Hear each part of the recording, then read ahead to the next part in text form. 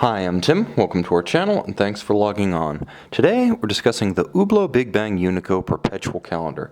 You can see and purchase this full ceramic, in-house, automatic, 3-day power reserve perpetual calendar Big Bang on our website.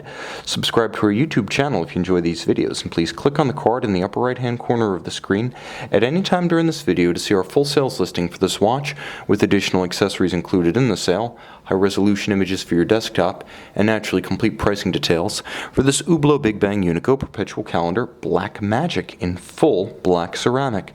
So the Black Magic represents the Unico caliber adapted for perpetual calendar duty. So you've got the Unico base with a perpetual calendar module, all contained in a hybrid case that's a composite of resin, titanium, and black ceramic with Hublot's signature vulcanized rubber strap and a titanium hybrid clasp with a ceramic insert.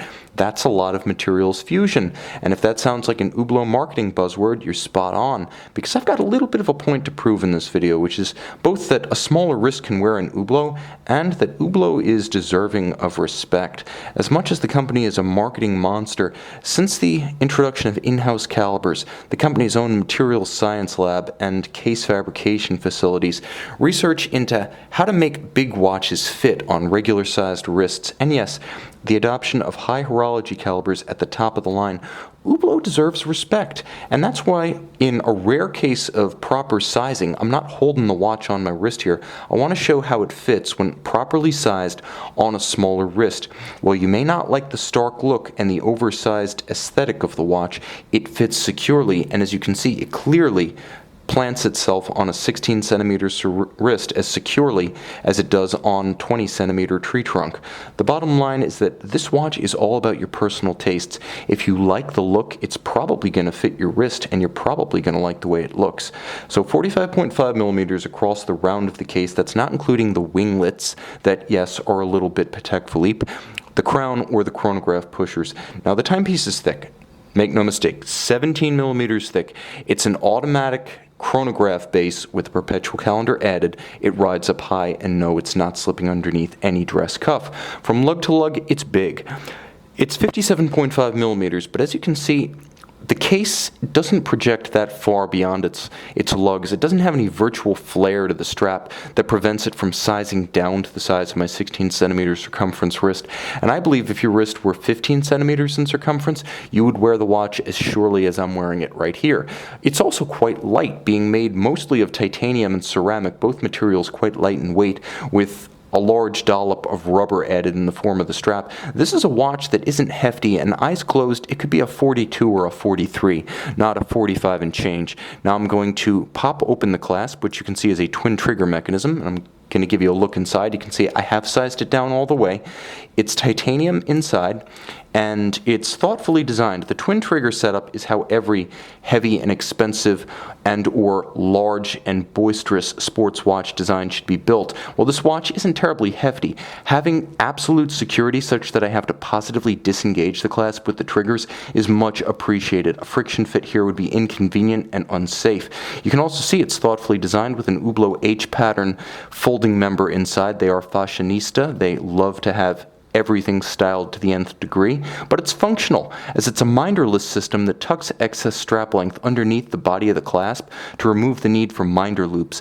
Now the strap itself is nicely made, very thick. It's going to last a long time. It features character lines molded into the top to give it a little bit of definition, and you can see both the character molding and the form nicely swell to meet the lug form. You'll also note that the car seatbelt inspired belt buckle system allows you to rapidly swap out the strap to dress it up, for instance, with a leather strap, or to simply replace a worn strap. The timepiece is also constructed principally of a titanium inner case. You can see there are resin inserts on the flanks as well as the bezel gasket, and then it's made of ceramic. Both are very lightweight materials. Titanium and ceramic are light, and when the resin inserts are added, you wind up with a watch that is substantial but not heavy for its size. You can also see that there's a handsome contrast in the finish of the tops of the the case, which are sort of a blasted finish, and then there are polished highlights along the flanks on the shoulders of the case halves and then on the flank of the bezel. You see Hublot's H-pattern titanium bezel bolts. Even these have a dual finish, combination of polish and media blasted finish. Handsome and well done. They frame a dial featuring several sapphires. As you can see, there's the sapphire cover to the dial, and then underneath there's another sapphire on which all of the individual indices and subregisters mounted, and yet there's another one, as you can see, the translucent register for the moon phase disc at 3 o'clock. Now, it's a surprisingly easy watch to read at a glance if you just want to tell the time, as the hour and minute hands stand out well. It is fully luminescent, so you can read it at night as well, and there is a unifying Ray-Hawt style ring outboard that slopes down to the dial base. Now, what's going to require a little bit more focus is attention to the perpetual calendar indications. There's a lot going on. You can see the chronograph is combined with the moon phase and the perpetual calendar and the constant seconds, but once you grow familiar with the watch, you'll find that reading it becomes just a moment's pleasurable focus. If you own a watch this spectacular, you're probably going to want to look at it. And one of the advantages of the second sapphire is that it allows the dial to be entirely open as a frame for all the indices and subregisters.